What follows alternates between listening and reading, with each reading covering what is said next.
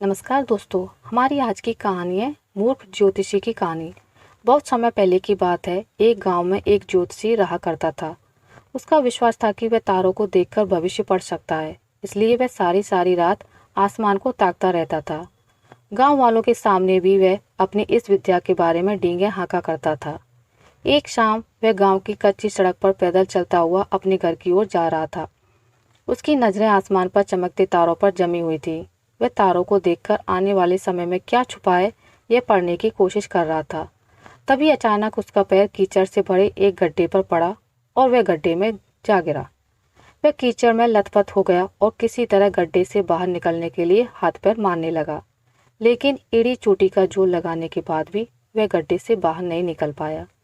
सारी कोशिश बेकार जाती देख वह सहायता के लिए चिल्लाने लगा। उसके चिल्लाने की आवाज़ सुनकर कुछ लोग दौड़े चले आए। उन्होंने उसे गड्ढे में गिरे देखा तो समझ गए कि आदतवश वह आसमान में तारों को देखकर भविष्य को समझने लगा हुआ होगा और सड़क का गड्ढा उसने नहीं देखा होगा।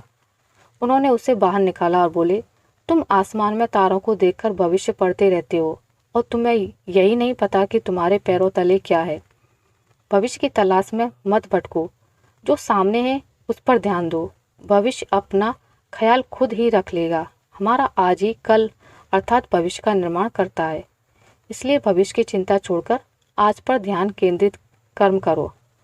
आज मन लगाकर कर्म करोगे तो ये कर्म अपने आप ही भविष्य का निर्माण कर लेंगे। तो आपको मेरी आज की कहानी कैसी लगी मुझे कमेंट करके ज़रूर बताइएगा। अगर आपको मेरी कहानी अच्छी लगी है तो इसे लाइक करें, ज़्यादा से ज़्यादा शेयर करें और अगर आप मेरे चैनल पर नए हैं तो इसे सब्सक्राइब करना ना भूलें। मिलते हैं एक नई कहानी के साथ, तब तक के लिए नमस्कार।